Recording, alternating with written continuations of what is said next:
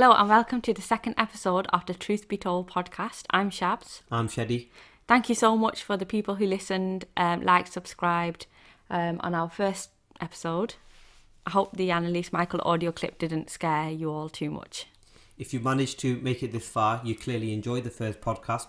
And if you did like that and you would like more, please do follow us on YouTube. We are under the Truth Be Told podcast.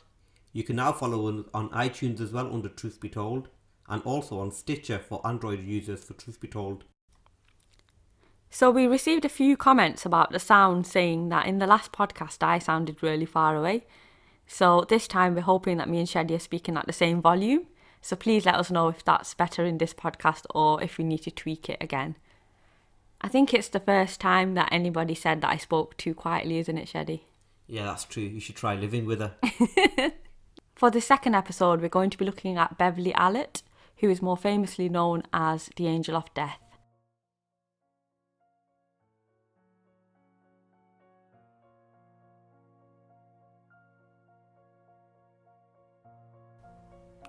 The case of Beverley Allitt.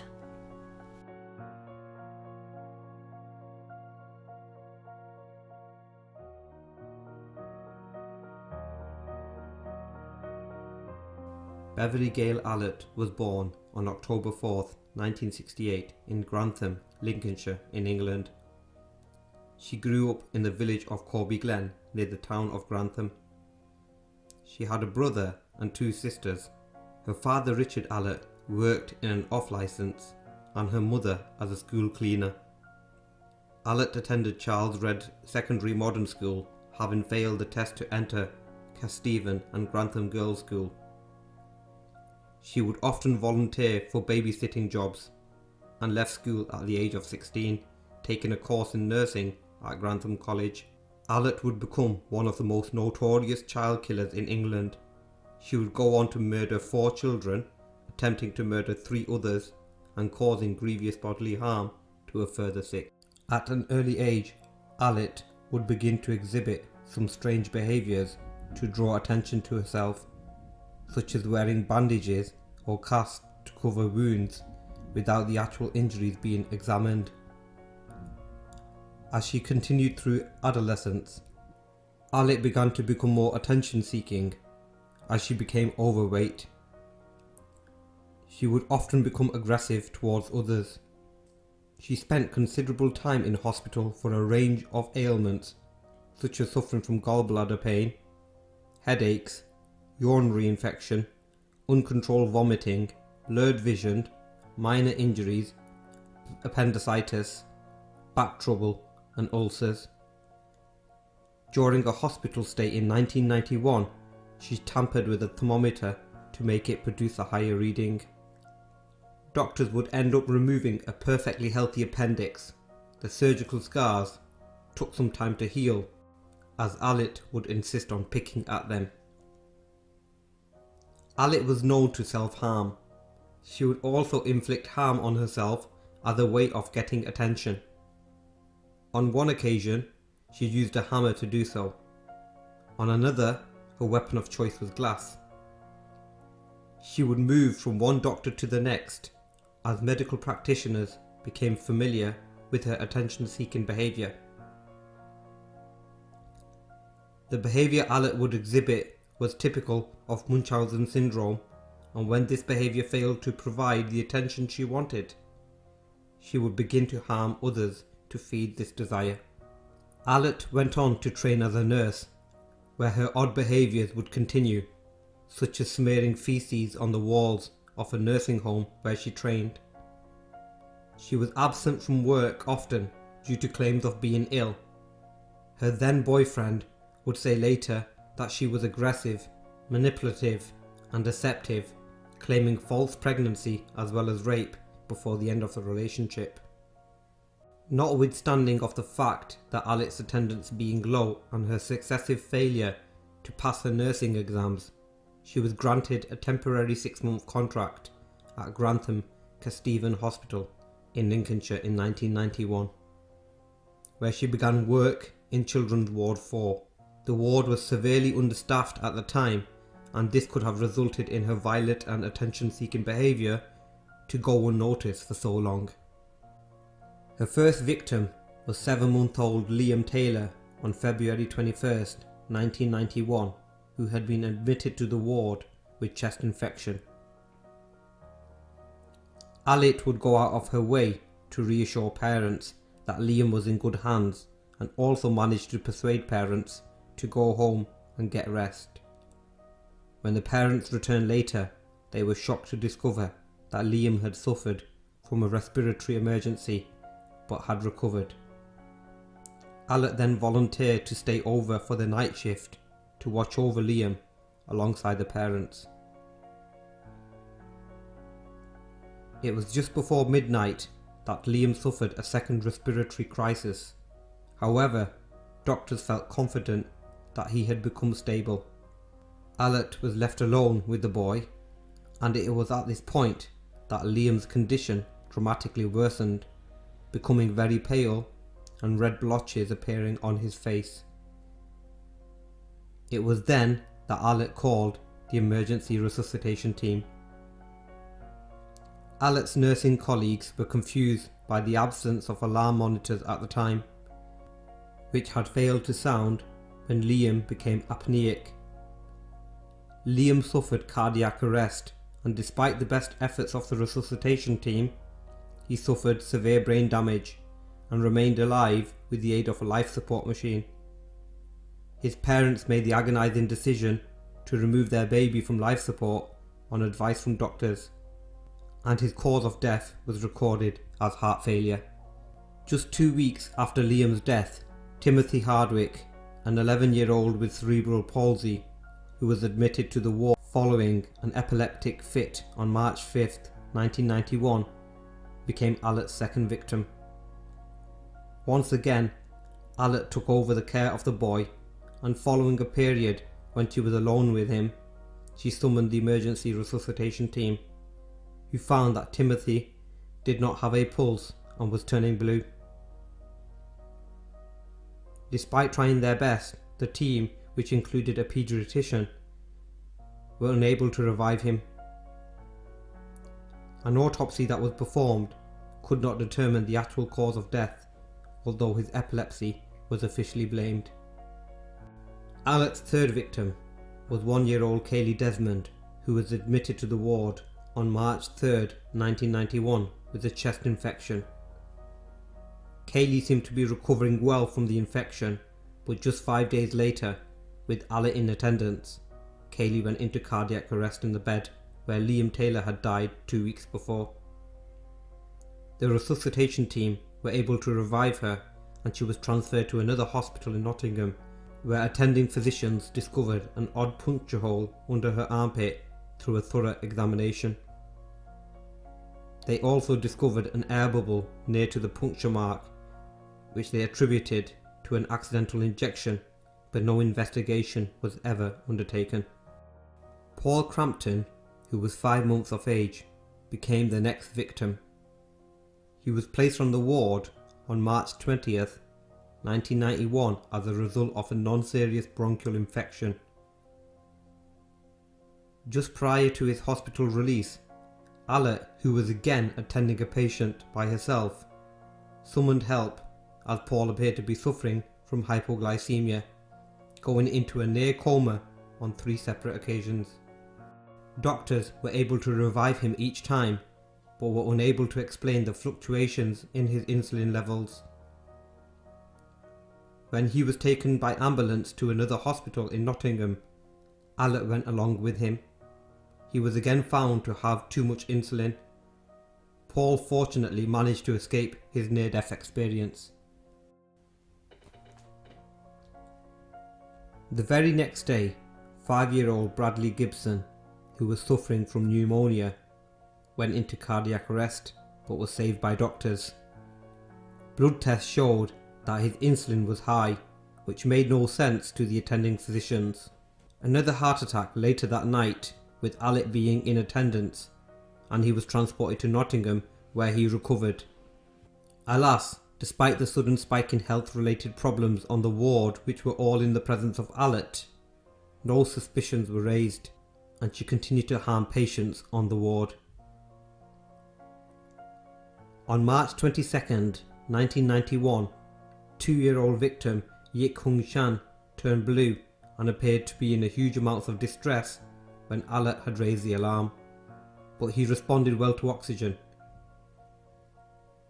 After another attack occurred, he too was transferred to a larger hospital in Nottingham, where he recovered. His symptoms were attributed to a fall that the child had had, which resulted in a skull fracture. The next of Allitt's victims were 2-month-old twins Katie and Becky Phillips, who were being kept in for observation as a result of their premature delivery. Becky was brought onto the ward after an episode of gastroenteritis on April 1st, 1991, with Allitt taking over her care. After 2 days, Allitt raised the alarm, claiming that Becky appeared hypoglycemic and cold to touch, but nothing was found. Becky was sent home with her mother. During the night, she started to convulse and cry out in apparent pain, but when called for, the doctor suggested she had colic. The parents kept her in their bed to keep an eye on her, but sadly she died in the night. Despite an autopsy, there was no clear cause of death. Katie, the surviving twin, was admitted to Grantham just as a precaution, and unfortunately for her, Allitt was on shift. It wasn't long before Allitt had once again called for the resuscitation team to revive Katie, who had stopped breathing. Efforts to revive Katie were successful, but 2 days later she suffered a similar attack, which resulted in the atelectasis, which is the collapsing of the lungs. Following another effort to revive her, she was transferred to Nottingham, where it was found that 5 of her ribs were broken, in addition to her having suffered serious brain damage as a result of her oxygen deprivation. In a shocking twist of fate, Katie's mother, Sue Phillips, was so grateful to Allitt for saving her baby's life that she asked her to be Katie's godmother. Allitt accepted willingly, despite having inflicted partial paralysis, cerebral palsy, and sight and hearing damage on the infant. There were 4 more victims to follow, but finally, due to high incident rate of healthy individuals becoming ill on the ward, suspicions were raised, which were linked with Allitt's shift attendance record. Her violent spree was brought to an end with the death of 15-month-old Claire Peck on April 22nd, 1991. Whilst in Allitt's care for only a few minutes, the infant suffered a heart attack. The resuscitation team revived her successfully, but when again alone in Allitt's presence, baby Claire suffered a second attack from which she could not be revived. Dr. Nelson Porter, a consultant at the hospital, was not to be fazed by the autopsy report for Claire, and an inquiry into the case was opened. Dr. Porter was alarmed by the high number of cardiac arrests over the previous 2 months on the ward. An airborne virus was initially suspected, but this resulted in them finding nothing. A test that revealed a high level of potassium present in Claire's blood resulted in the police being summoned 18 days later. Her exhumation discovered traces of lignocaine in her system, a drug used during cardiac arrest but never given to a baby. Stuart Clifton was a police superintendent assigned to the investigation. He had suspected foul play and examined the other suspicious cases that had occurred in the previous 2 months, finding inordinately high doses of insulin in most. Further evidence revealed that Allitt had reported a key missing to the insulin refrigerator. All records were checked, parents of the victims were interviewed, and a security camera was installed in the ward itself. Further suspicions were raised when checks of records revealed missing daily nursing logs, which corresponded to the time period when Paul Crampton had been on the ward. When 25 separate suspicious episodes with 13 of the victims identified, 4 of whom were dead, the only common factor was the presence of Beverley Allitt in every instance. Allitt was formally charged with murder in November of 1991. She appeared to be quite calm under interrogation, denying any parts in the attacks, insisting she had merely been caring for the victims. After a search of her home was carried out, missing parts of the nursing log were obtained. Further extensive background checks by the police indicated a pattern of behaviour that pointed to a very serious personality disorder, and Allitt exhibited symptoms of both Munchausen syndrome and Munchausen syndrome by proxy. Despite various visits and assessments by a number of healthcare professionals whilst in prison, Allitt refused to confess what she had done. After a number of hearings, she was charged with 4 counts of murder, 11 counts of attempted murder, and 11 counts of causing grievous bodily harm. As she awaited trial, she rapidly lost weight and developed anorexia nervosa, providing further evidence of her psychological problems. Following numerous delays due to her illnesses, as a result of which she had lost 70 pounds, she went to trial at Nottingham Crown Court on February 15th, 1993, where prosecutors demonstrated to the jury the evidence of Allitt's attendance during all suspicious circumstances. Evidence about high readings of insulin and potassium in each of the victims, as well as drug injection and puncture marks, were also linked to Allitt. She was further accused of cutting off her victims' oxygen, either by smothering or by tampering with machines. It was Professor Meadows' opinion that Beverley Allitt would never be cured, making her a clear danger to anyone with whom she might come into contact. The trial lasted just shy of 2 months, of which only 16 days were in attendance due to illness. Allitt was convicted on May 23, 1993, and given 13 life sentences for murder and attempted murder. It was the harshest sentence ever delivered to a female, but according to Mr. Justice Grantham, the level of pain and suffering that Allitt had caused her victims and to their families, as well as the smearing of the profession she was in, the sentence was just.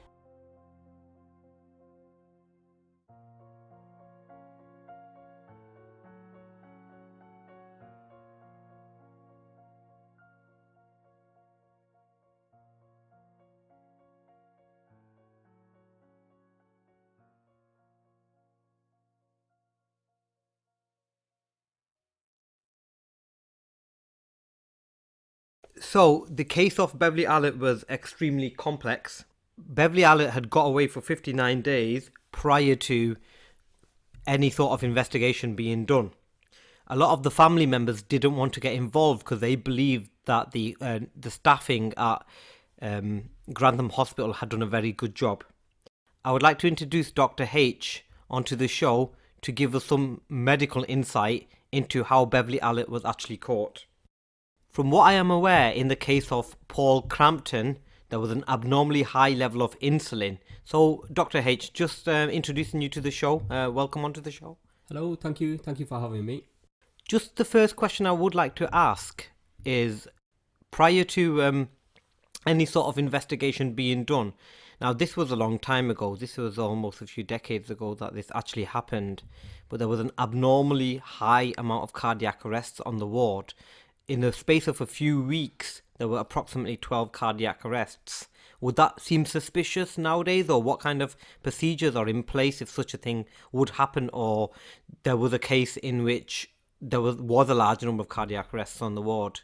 Well, I think at the time that raised suspicions, when there were 12 cardiac arrests, it would normally raise suspicion within the context of the ward itself, but I think there's probably more procedures and analysis that take place now than there were before. Okay, now, am I correct to think the control of insulin on wards is a lot stricter? There are control measures in place in terms of access to insulin on the ward, and specific individuals are responsible to make sure that the insulin levels are not being abused, I would say. Is that correct? Well, I think insulin is one of several drugs that now have stricter controls. Obviously, the cases of criminal misuse of insulin is one of the factors that's causing there to be greater controls on insulin use within the wards.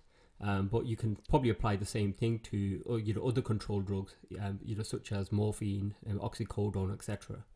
So just going back to Paul Crampton, now Allitt's downfall was the fact that the insulin levels were very high. If you could just go into a tiny bit of detail in terms of how that actually caught Beverley Allitt out in the end. Well, insulin levels in some occasion can be high in the individual. Usually it's an insulin level would be high because it's given externally, such as in a diabetic. In some rare circumstances, the insulin level can be raised because of increased production within a person's own body. But that's really due to a rare condition called insulinoma, where the body produces increased levels of insulin. Now, normally when insulin is produced in the body, there is another chemical called C-peptide, which is a type of protein that is produced alongside insulin. So if you have an increased level of insulin, you're also getting increasing levels of C-peptide. Now, something that wasn't considered at the time, but actually really helped with the investigation, was that it's about the fact that if you're giving external insulin, you wouldn't necessarily get a raised C-peptide level. So the investigators at the time were able to distinguish between whether the high insulin levels, whether they were due to the body's own production of insulin or whether it was insulin that was given externally.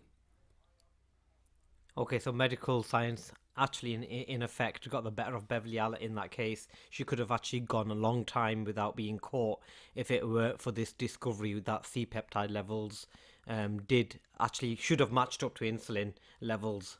Well, the ability to detect between insulin produced in the body and external insulin using C-peptide was always there, but because it was such a peculiarity, because the kind of case that this was, this sort of scenario had never come up, so nobody ever really thought about it until this case. Okay, thank you. Thank you for that medical advice on the show. I'm sure we'll be calling you again on future shows at some point in regards to any medical evidence that we possibly don't have the knowledge to talk about, and I'm sure you will. So thank you very much for coming on to our show, Dr. H. Thank you so much. It was a pleasure. Okay, thank you. So that was the story of Beverley Allitt. So how long did she actually spend in prison altogether? She didn't actually go to prison. She ended up being incarcerated in Grantham Secure Hospital in Nottingham. It's a high security facility that houses mainly individuals that are under the Mental Health Act. Rampton is the female equivalent to Ashworth then. Ashworth is where Ian Brady, the Moors murderer, died. So what she continued to do at Rampton was to continue her attention-seeking behaviour. Quite similar to what she did in her early life. She would harm herself just for that attention's sake. She ended up admitting to 3 of the murders of which she was charged, as well as 6 of the assaults. And because the nature of the crimes are so harsh, she was placed under the Home Office list as never being eligible for parole. So she could never come out on bail then? Not that I'm aware of, no. It means normally you would go to parole hearings and you would put your case forward to whether you've changed as a person, or it's massively dependent on how you've been in the actual place. So that would depend on her behaviour at Rampton and what the nurses would or the doctors would file in their reports of how good she has been at the time. That's all taken into consideration in a parole hearing, and it could end up that a person, if they have had a length of time where they've been good and they've shown good behaviour, they can end up coming out on parole. But in this case, that wasn't to be.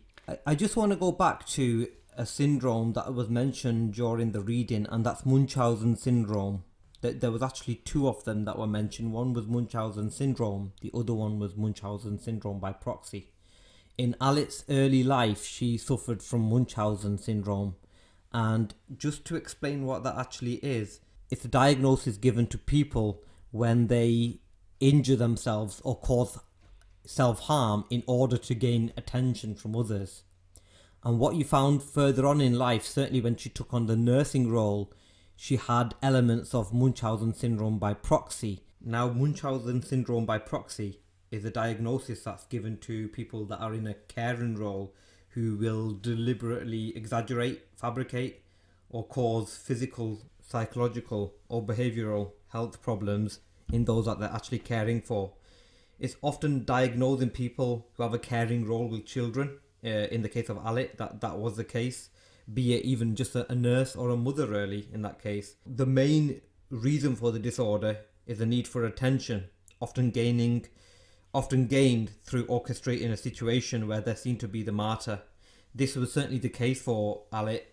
She was deliberately harming children in secret in order to portray a very different image of her being a caring woman who nursed these children during illnesses that she would exasperate or cause.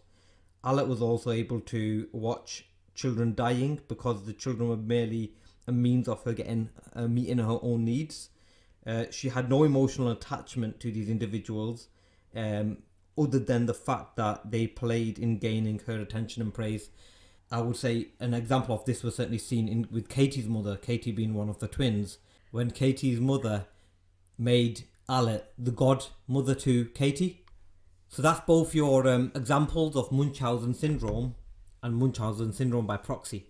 So I guess the reason Allitt didn't have the chance for parole hearings was maybe because there's no cure for Munchausen's by proxy. So if they did, if she was given parole, she would go right back to reoffending against children.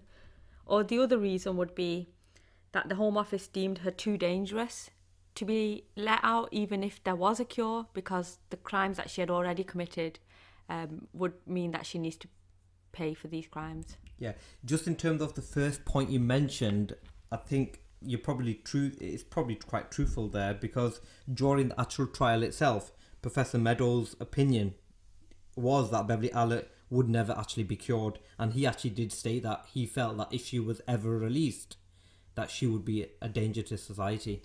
So that mirrors what you've just said there. So I think Allitt had a severe case of Munchausen's by proxy then. Like you mentioned before, mothers can have it too, where they go to the GP with various ailments for their children when their children aren't actually that ill. But Allitt obviously took it further and killed children. The facility, which has some 1,400 staff, deal with around 400 inmates, cost taxpayers around £2,000 a week. And it's also been revealed that she's received over £25,000 in benefit since her incarceration in 1993. So for anyone that's interested how Beverley Allitt's story has been portrayed in film, certainly on TV, there's been a dramatisation of the story made, which is called Angel of Death, in which Charlie Brooks plays Allitt.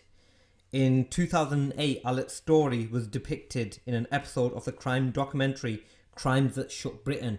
That's actually one of my favourite shows. It looks at all the notorious killers that are in the UK, and if you haven't seen that already, and you're into crime, it's certainly one that you should actually follow. She was also investigated in the Channel 5 series of documentaries titled Born to Kill, featuring as one of the few on the series to be really considered by experts as born with a predisposition to kill. Oh, that's very interesting, because there's always a debate of whether you were born evil or if you were nurtured that way. Yeah. And this was also as a result of her suspected Munchausen syndrome by proxy. Possibly because she was in a caring role and people find that shocking. The person who's meant to be caring for you is actually killing your children. I think that does come across as shocking, but the more you actually delve into crime programs, the more you see it. I think it's actually more common than we believe to be. There was one series that I watched with a nurse that was in America who would go online and actually promote suicide in chat rooms to teenagers.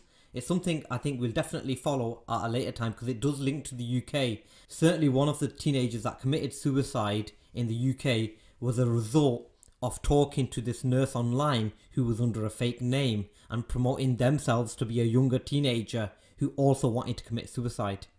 Imagine having that on your conscience. So next we're crossing the pond again to New York and we're looking at the alphabet killer. So thank you for joining us. You've managed to make it this far, so just keep going. Please remember to like, subscribe, comment, share. On YouTube, Facebook, Twitter, and iTunes. and don't forget Stitcher.